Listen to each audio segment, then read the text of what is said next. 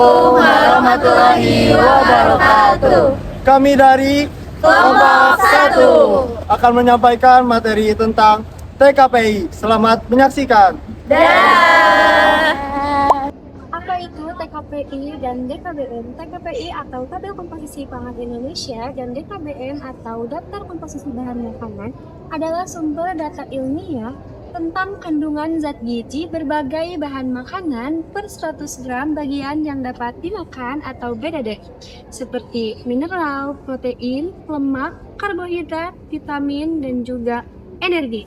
TKBM merupakan tes awal, kemudian diperbaharui menjadi TKBI yang lebih lengkap dan sistematis. TKBI disusun dan diresmikan oleh Kementerian Kesehatan dan Indonesia yang menjadi rujukan resmi nasional, misalnya dalam buku TKPI tahun 2020. Data ini digunakan untuk menghitung kebutuhan gizi, merencanakan menu gizi seimbang, penelitian, serta penyusunan kebijakan kesehatan. Intinya, TKPI dan DKBM sangat penting dalam pembentukan gizi dan peningkatan kesehatan masyarakat di Indonesia. Setelah mengetahui pengertiannya, sekarang saya akan menjelaskan mengenai tabel komposisi pangan Indonesia. Fungsi TKPI yang pertama yaitu membantu menyusun menu dan diet sehingga kita lebih mudah memilih makanan yang seimbang dengan gizi yang lengkap. Lalu fungsi TKPI yang kedua yaitu dapat membantu kita mengetahui kandungan gizi dalam suatu makanan seperti energi, lemak, karbohidrat, protein, vitamin, dan mineral dalam 100 gram bahan makanan. Lalu fungsi TKPI yang ketiga yaitu membantu menilai apakah makanan yang kita konsumsi sehari-hari sudah memenuhi standar gizi atau belum. Lalu fungsi yang keempat, TKPI digunakan sebagai acuan dalam pendidikan gizi sehingga kita dapat mengetahui nilai gizi yang terkandung dalam suatu makanan. Lalu fungsi yang kelima, TKPI digunakan sebagai dasar dalam pembuatan kebijakan pangan seperti fortifikasi dan diversifikasi pangan untuk meningkatkan kesehatan masyarakat. Dengan adanya TKPI, kita bisa lebih mudah memahami kandungan gizi dalam suatu makanan dan dapat menjaga pola makan yang sehat. Baik, di sini saya akan menyebutkan dan sedikit menjelaskan bahan pangan yang telah kelompok kami pilih. Pemilihan bahan pangan mengacu pada kelompok komposisi pangan Indonesia atau KPI dengan alasan singkat berikut. Yang pertama, nasi rames dipilih karena makanan campuran yang umum dikonsumsi mewakili kombinasi zat gizi makro. Yang kedua, daun katuk segar mewakili sayuran hijau kaya vitamin dan mineral. Yang ketiga, ayam goreng Charles Texas bagian dada mewakili pangan olahan siap saji sumber protein hewani dengan lemak dan penggorengan. Yang keempat, pisang kepok segar mewakili buah sumber karbohidrat, serat, dan kalium. Yang kelima, kacang kedelai mewakili protein nabati tinggi serta lemak tak jenuh. Pemilihan ini bertujuan agar analisis TKPI mencerminkan variasi zat gizi utama dalam pola makan sehari-hari. Baik, di sini saya akan menjelaskan mengenai perhitungan bahan gizi terlebih dahulu. Nah, perlu kalian ketahui bahwa di sini sangat diperlukan untuk mengetahui berat dapat dimakan ataupun BDD. Di sini kita dapat lihat berat dapat dimakannya. Nah, di sini kita langsung saja ke perhitungan. Karena di sini yang kurang dari 100% hanya pisang kepok, yaitu BDD-nya hanya sebesar 75%, maka kita langsung substitusikan pada rumusnya. Di sini bisa kita ketahui ataupun kita lihat, rumusnya itu adalah berat bahan dibagi 100 dikali nilai zat pada TKPI. Nah, di sini kita langsung saja mulai dari energi. 75 per 100 dikalikan 109, hasilnya adalah 81,75 kalori. Untuk protein, karena 75 dibagi 100 itu adalah 0,75, langsung saja kita kalikan. 0,75 dikalikan 0,8, hasilnya adalah 0,56.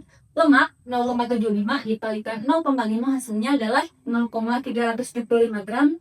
Dan karbohidrat, 0,75 dikalikan 26,3, maka hasilnya adalah 19,725 gram.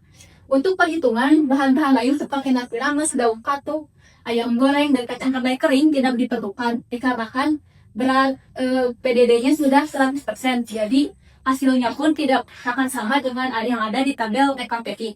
Nah, setelah itu kita hitung semua total asupannya dari energi. Energi di sini mencakup seluruh jenis energi yang ada pada bahan pangan yang telah kelompok kami pilih. Nah, kita jumlahkan dari energi nasi rames sampai energi kacang kedelai garing dan pisangkok. Kita mulai 155, ditambah 59, ditambah 388, ditambah 81,75, ditambah 381, hasilnya adalah 1014,75 kalori. Lalu untuk isi berikutnya adalah hitung bagian lemak. 4,2 ditambah 1 ditambah 20,6 ditambah 0,375 ditambah 16,7, maka hasilnya adalah 42,875 gram. Lalu untuk protein 10,3 ditambah 6,4 ditambah 35,2 ditambah 0,6 ditambah 40,4, hasilnya adalah 92,9 gram. Dan yang terakhir adalah karbohidrat 19,1 ditambah 9,9 ditambah 0,4 ditambah 19,725 ditambah 24,9, maka hasilnya adalah 74,025 gram. Nah, hasil perhitungan ini bisa dilakukan untuk analisis gizi lebih lanjut yang akan dijelaskan oleh Anissa. Nah, dari total asupan yang telah dijelaskan oleh Hania, maka kita bisa menghitung persentase kecukupannya. Di sini ada energi, yaitu total asupannya 1014,75 dibagi dengan 2250, dari mana 2250 ini merupakan HKG energi secara umum dikali dengan 100, maka hasilnya 45,1%. Selanjutnya pada protein, total asupannya yaitu 92,9 dibagi dengan AKG protein yaitu 60 dikali dengan 100, maka hasilnya 154,8%. Nah, yang ketiga pada lemak, total asupannya yaitu 42,874 dibagi dengan AKG lemak yaitu 67 dikali dengan 100, maka hasilnya 64%. Yang terakhir yaitu pada karbohidrat, total asupannya yaitu 74,025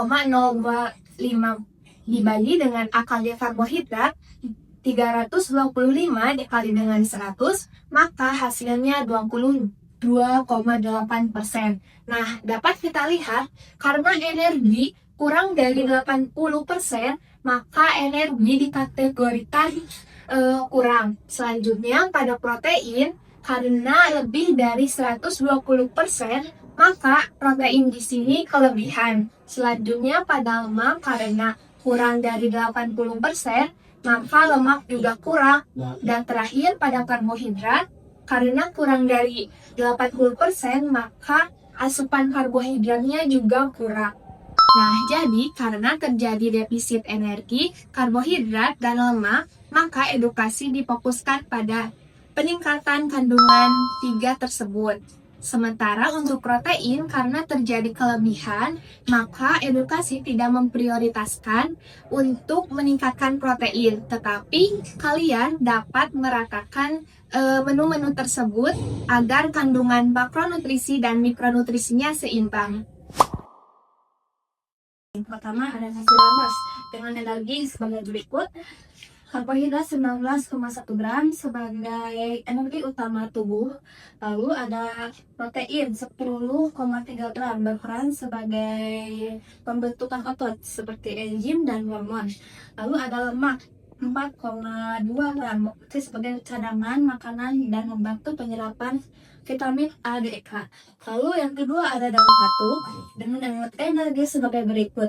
Karbohidrat 9,9 gram dan rendah lemak 1 gram, protein 6,4 gram. Lalu yang ketiga ada ayam goreng Chunch Texas dengan energi sebagai berikut.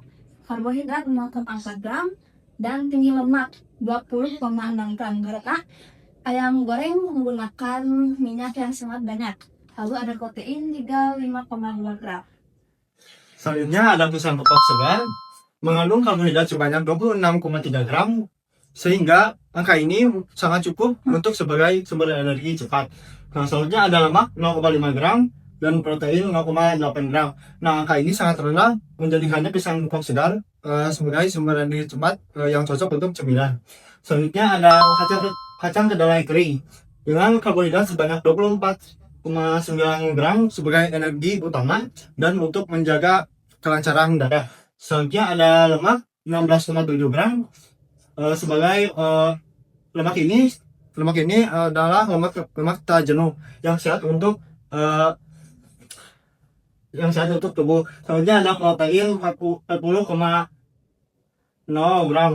Nah, menjadikannya kacang kedelai ini yang sangat cocok untuk sumber utama pada manusia. Terima kasih. Baik, di sini saya akan menjelaskan aplikasi PKPI dan DKBN dalam kesehatan masyarakat. PKPI dan DKBN adalah sumber data kandungan zat gizi berbagai bahan makanan. Keduanya sangat berperan penting dalam menganalisis dan perencanaan program gizi di masyarakat. Yang pertama yaitu ada promosi kesehatan. PKPI dan DKBN digunakan untuk menyusun edukasi gizi berdasarkan data ilmiah. Petugas kesehatan juga menjelaskan kandungan energi, protein, vitamin, dan mineral dalam makanan lokal. Data ini juga mendukung kampanye gizi seimbang seperti transisi piring serta membantu masyarakat memilih makanan sesuai dengan kebutuhannya. Misalnya makanan zat gizi untuk mencegah penyakit anemia. Nah, yang kedua yaitu ada survei konsumsi pangan. Dalam survei seperti Rekal 24 jam atau FSG, data konsumsi masyarakat ini dihitung menggunakan PKPI atau DKBN untuk mengetahui asupan zat gizi. Nah, yang ketiga yaitu ada perencanaan intervensi gizi. PKPI atau DKBM membantu menyusun menu PMT untuk merancang diet khusus untuk balita, ibu hamil, dan lansia, serta kebutuhan fortifikasi dan suplementasi. Dapat disimpulkan bahwa tabel komposisi pangan Indonesia dan juga daftar komposisi bahan makanan merupakan data ilmiah yang berperan sentral dalam menganalisis zat gizi pangan di Indonesia. Data yang disusun oleh Kementerian Kesehatan Republik Indonesia ini menyediakan informasi mengenai kandungan energi dan juga zat gizi per 100 gram bahan yang dapat dimakan, sehingga perhitungan asupan gizi ini dapat dilakukan secara terperinci dan juga objektif. Kami menganalisis 5 bahan dasar pangan, yaitu nasi rames, lalu ada ayam goreng bagian dada, kacang kedelai, daun katuk segar, dan juga pisang kepok segar. Menghasilkan data bahwa kandungan protein dari 5 bahan tersebut melebihi angka kecukupan, sedangkan energi, lemak, dan juga karbohidrat berada di bawah angka kecukupan. Hal tersebut menunjukkan bahwa pola konsumsinya masih belum seimbang dan memerlukan penyesuaian komposisi makronutrien. Data ini diterapkan dalam lingkup kesehatan masyarakat untuk membantu mengidentifikasikan masalah gizi pada populasi. Digunakan untuk menghitung angka kecukupan berdasarkan angka kecukupan gizi, menyusun edukasi gizi, serta merancang intervensi seperti program perbaikan status gizi dan juga pemberian makanan tambahan. Dengan pendekatan berbasis data ini, strategi promotif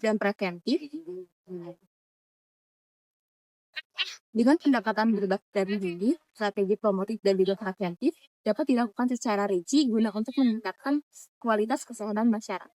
Terima kasih. Melalui materi TKPI atau DKBM, kami memahami bahwa mengetahui kandungan gizi itu sangat penting.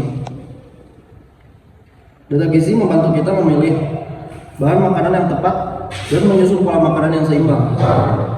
Pembelajaran ini menyadarkan kami bahwa makanan bukan hanya sekedar untuk kenyang, tetapi juga untuk memenuhi kebutuhan gizi tubuh. Kami berharap ilmu ini bisa diterapkan dalam kehidupan sehari-hari dan dapat dibagikan kepada masyarakat agar semakin mengerti pentingnya gizi seimbang. Terima kasih.